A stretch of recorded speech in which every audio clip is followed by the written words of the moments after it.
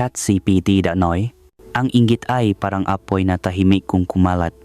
Minsan nagsisimula lang sa simpleng comparison sa tanong na, bakit siya meron, ako wala? Hanggang sa hindi mo namamalayan. Sinusunok na pala nito ang tiwala, relasyon, at minsan, pati buhaing taong pinakamalapit sa iyo. Lalo na kung ang inggit na ito ay hindi galing sa ibang tao, kundi sa sariling dugo, sariling kapamilya.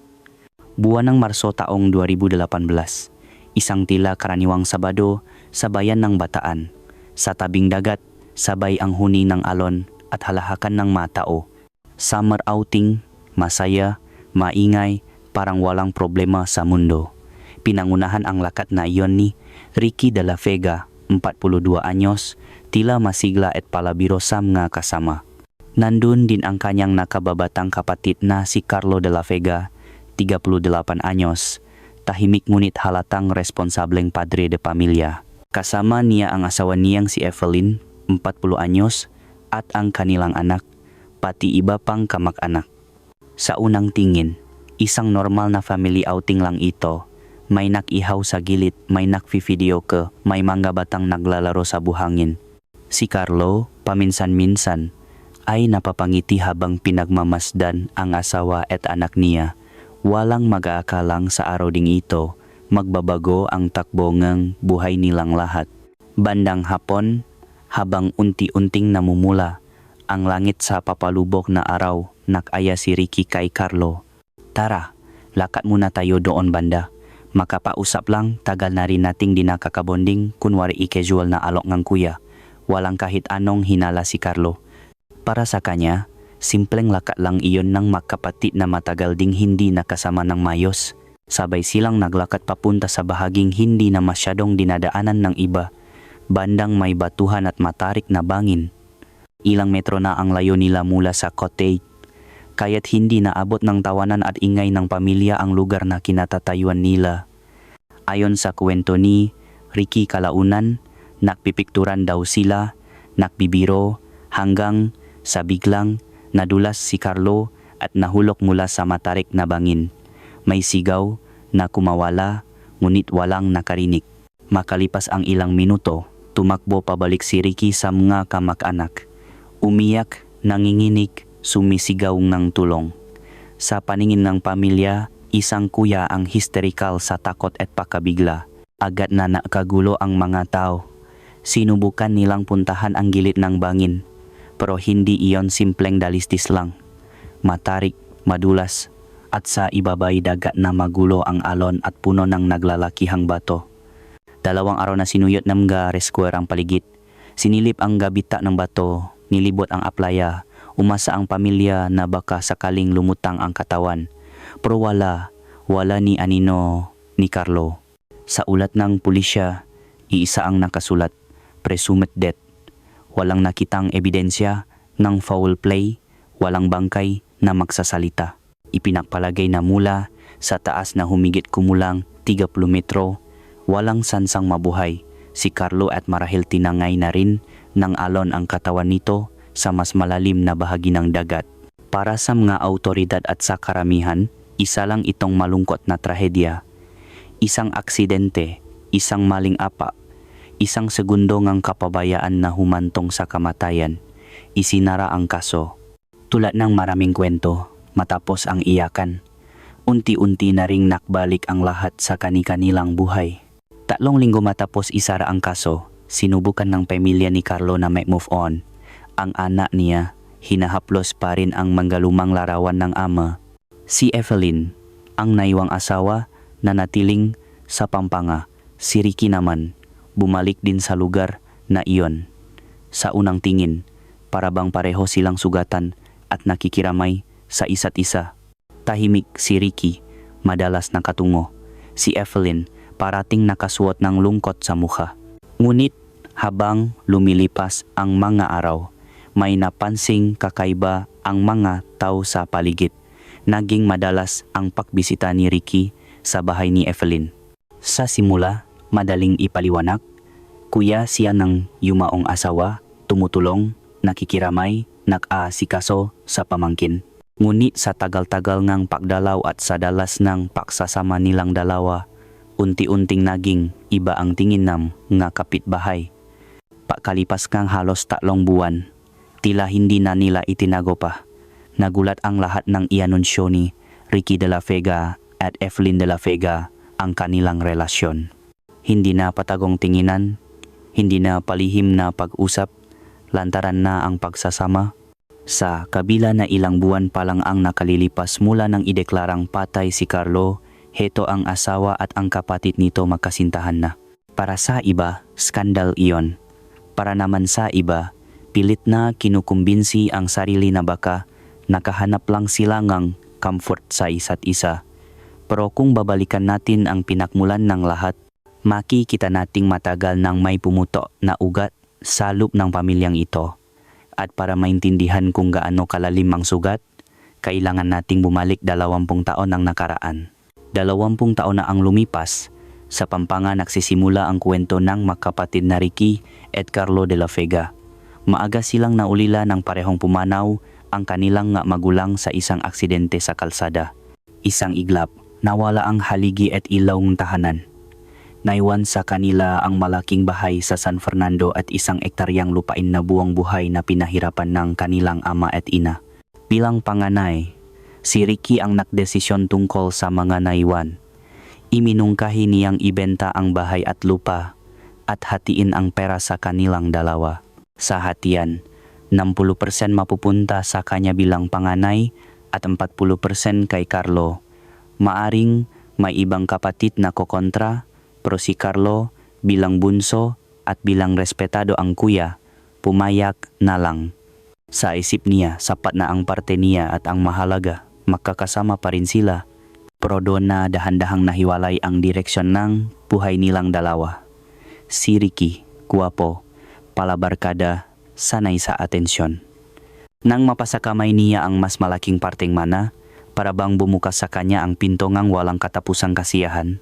Naging bulakbol, gabi-gabi na sa inuman, kasino, babae. Para sa kanya, ang pera ay para gastusin, hindi para ipundar. At habang tumatagal, lalo siyang nalululong sa ganitong klase ng buhay. Samantala, si Carlo ay kabaliktaran. Hindi man kasing-kising kuya, bawi naman sa talino, disiplina at ugali. Tahimik niyang ginamit ang nakuha niyang pera para ipagpatuloy ang pag-aral. Imbes na ilunot ang lungkot sa bisyo, ibinuhos niya ito sa pag-aral at pagnenegosyo. Sa bawat subject na pinapasa, sa bawat maliit na negosyo niyang sinisimulan, unti-unti niyang binubuo ang sarili niyang mundo, malayo sa ingay ngang barkada at bisyo. Pakaraan ng ilang taon, nakapagtapos ng maayos si Carlo sa kolehiyo. Doon na niya tuluyang inararo ang mundo ng negosyo. Mula sa maliit na puhunan, lumaki ang mga proyekto. Dahan-dahang gumaganda ang takbo ng buhay niya. Pero kung tatanungin mo siya kung ano ang pinakamalaking biyayang natanggap niya, hindi pera ang isasagot niya kundi ang pangalan ng isang babae, Evelyn Mendoza. Si Evelyn ay maganda, mistisa. May maamong mukha na parang laging kalmado kahit magulo ang paligid. Pero higit sa itsura, ang tumama kay Carlo ay ang pag-arugat malasakit nito. Sa mga panahong abala siya sa pagnenegosyo at halos wala ng oras para sa sarili, si Evelyn ang naging sandalan niya hanggang sa nawi ang lahat sa isang simpleng kasal sa Pampanga, kung saan naroon si Ricky nakangiti, nakikikain, nakikibati sa bagong mag-asawa. Pagkatapos ng kasal, naging katuwang na ni Carlo sa lahat si Evelyn sa bahay, sa negosyo, sa pagpapalaki ng pamilya. Nakaroon sila ng isang anak na lalaki na naging bagong inspirasyon ni Carlo para mas lalo pang magsikap. Sa paningin ng marami, kumpleto na ang buhay niya. May negosyo, may asawa, may anak, at may mayos na kinabukasan. Samantala si Ricky, habang tumataas ang lipat ng kapatid, unti-unti namang nalalanta ang kanyang mundo. Habang lumalaki ang negosyo ni Carlo, nauubos naman ang ipon ni Ricky sa bisyo. Hanggang sa isang araw, para nang sinasarhan siya ng mundo. Wala ng pera, wala ng barkadang tutu, at wala ng matatakbuhan. At sa puntong iyon, may ginawa siyang hakbang na magbabago sa takbong kanilang buhay. Bumalik siya sa Pampanga at kumatok sa pintuan ng kapatid. Nakiusap na kung pwede, doon muna siya tumira. Hindi pa niya alam, pero sa pagbabalik niyang iyon, doon magsisimulang sumibol ang inggit na kayang pumatay. Ang pagbabalik ni Ricky sa compound ni Carlo ay nagsimula sa isang simpleng katok sa pinto. Basang-basa ng hiya ang mga mata niya noon, pero sa ilalim ng hiya may nakatagong inggit na tahimik nang nakugat. Nang araw na iyon, wala na siyang pera, wala nang barkada, wala nang babaeng dumidikit sa kanya. At kung sino pa ang kapatid na ilang beses niyang tiningnan bilang maswerte, siya pa ang pinagtakbuhan niya. Si Carlo, dala ng mabuting puso at alaala ng kanilang magulang, hindi nakdalawang isip. Tinanggap niya ang kuya. Doon ka na muna sa rest house. Sabi niya, sabay turo sa maliit ngunit maayos na bahay na ilang metro lang ang layo mula sa bahay nilang ang pamilya niya. Walang pagdududa, walang iniisip na masama. Para kay Carlo, kapatid pa rin si Ricky kahit ano pa ang nakaraan. Pero sa sumunod na linggo, habang araw-araw na nakikita ni Ricky ang buhay ni Carlo, unti-unti iyong nagiging parang sugat na paulit-ulit niyang kinakamot. Sa bawat umagang naglalakad si Carlo palabas ng bahay, nakaayos, may sasakyan, may pupuntahan. Sa bawat tawanan nila ng asawa niyang si Evelyn, sa bawat pagyayakap ng anak ni Carlo sa tatay nito, parang sinasampal si Ricky ng katotohanan. Lahat ng wala siya, nasa kapatid niya. Habang lumalala ang sitwasyon niya, lalo namang kumikita ang negosyo ni Carlo. Kapag may dumadalaw na kliyente, si Carlo ang parating pinupuri. Ang bata-bata pa pero ang galing magpatakbong negosyo, sabi nila. Samantalang si Ricky, parang anino lang na nakatambay sa rest house. Hanggang sa taong 2016, hindi na niya kinaya. Lumapit siya kay Carlo at nakiusap, tulungan mo naman ako. Pwede ba akong magtrabaho sa negosyo mo? Magbabago na ako. At dahil mabuti ang puso ni Carlo, kahit alam niyang hindi ganon kadisiplinado ang kuya, pumaya siya. Sa isip niya, baka ito na ang pagkakataong makatayo ulit ang kapatid sa sarili nitong mapa. Pero hindi trabaho ang tunay na pakay ni Ricky. Hindi negosyo, hindi pakbangon, kundi ang asawa ni Carlo. Doon nagsimula ang pinakamadilim na bahagi ng kwento. Sa tuwing umaalis si Carlo para makipagkita sa mga kliyente, nag-iwan siyang bukas na pinto para sa kapatid. Ricky, bantayan mo muna sila. Babalik ako mamaya. Isang utos kang tiwala. Isang utos na ilang ulit na winasa ni Ricky. Sa una, normal lang konting usapan kina Evelyn at Ricky habang nasa sala. Mga simpleng kumain ka na ba? O maulan yata mamaya. Pero habang tumatagal, humahaba ang kwentuhan, lumalalim ang tinginan. Sumisiksik ang presensyo ni Ricky sa mga lugar na dapat Carlo lang ang may puwang. Hindi rin nakatulong ang ganda at presensya ni Evelyn. Mistisa siya, maganda, maamo, at may isang uri ng lambing na kayang magpalambot ng kahit sinong lalaki. At sa mahahabang gabing makalapit sila, may kung anong pumuto na damdamin sa pagitan nila. Hanggang sa isang gabi, tuluyan itong bumigay. Isang desisyon na hindi na nila mababawi, isang kasalanang nakapulupot sa konsensya, pero mas malakas ang pagnanasa kaysa sa takot mawala ang moralidad nila.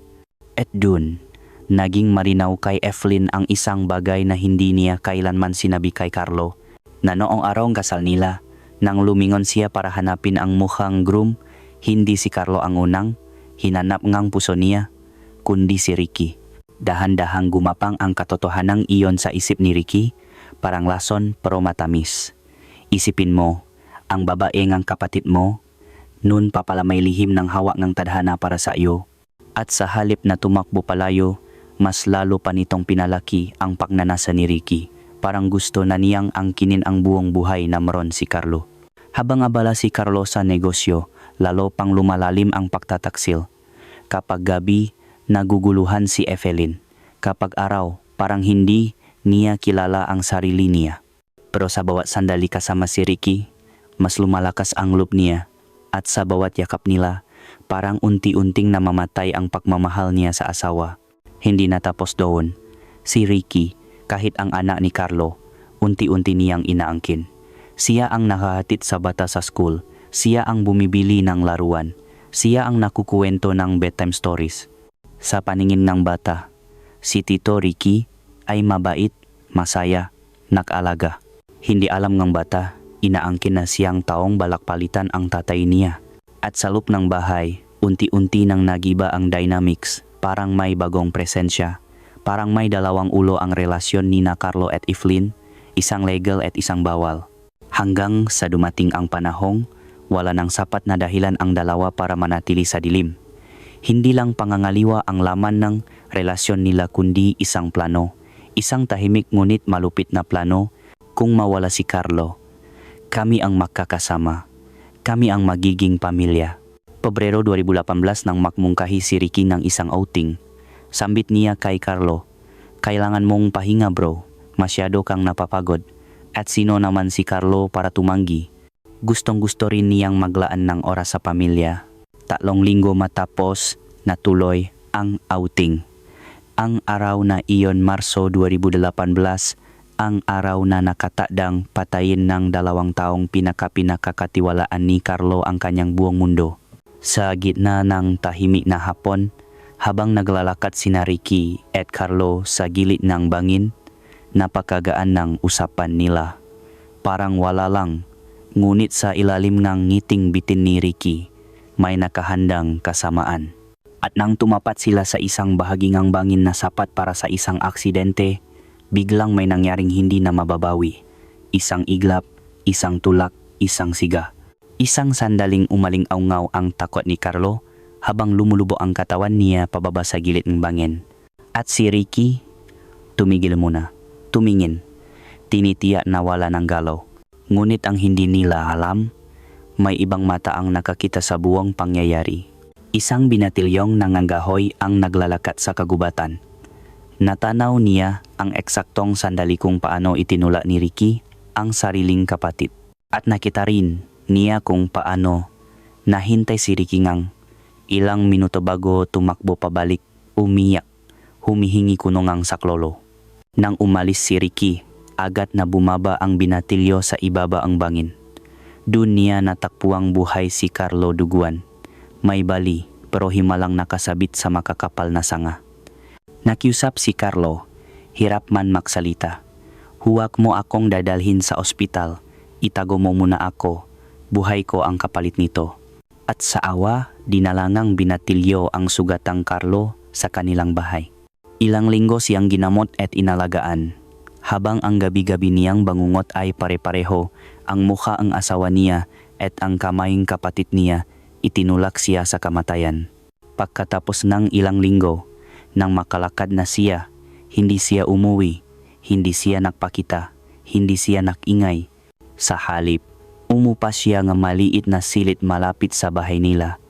At sa unang gabi niyang nagmasid, mula sa malayo nakita niya ang hindi niya akalaing magiging tanawin. Si Ricky at Evelyn magkasama, malapit, masaya, parang wala siyang halaga. At doon, tuluyang nabuo sa puso ni Carlo ang katotohanan iyon. Hindi siya nadulas. Hindi iyon aksidente. At ang babaeng mahal niya, kasabwat ng lalaking kapatid niya. Isang gabi habang nakatayo siya sa dilim nakasilip sa bintana ng sariling bahay na ngayon ay okupado ng pagtataksil, pinanghawakan niya ang isang pangako. "Hindi ako babalik para magwawala. Babalik ako para maningil." ChatGPT Danoy. Sa mga sumunod na linggo, nanatiling parang multo si Carlo sa sariling bayan. Tahimik, hindi nakikita, hindi naririnig. Ngunit palihim niyang sinusundan ang bawat galaw ni Ricky at Evelyn, ang 2 taong inaakala niya noon na pinakamalapit sa puso niya. Ngayon ay sila ring dahilan kung bakit siya huminga sa dilim. Sa umpisa, mahirap para kay Carlo na salubungin ang katotohanan. Tuwing nakikita niya ang dalawa, may kung anong kumikirot sa kaluluwa niya, galit, put, lungkot at isang uringang pagkawasa na hindi kayang isalaysay ngang salita. Pero sa bawat araw na lumilipas, napapalitan itong desisyon. Hindi siya pwedeng sumugot, hindi siya pwedeng magpakita na marupok. Hindi siya pwedeng mag-aksaya ng pakbalik kung wala siyang bitbit na ebidensya. Kaya nagsimula siyang mangalap, Pati kaunting kilos, tinatandaan niya. Mga litrato kinukuha ng palihim. Mga pag-usap minsan naririnig niya mula sa bukas na bintana.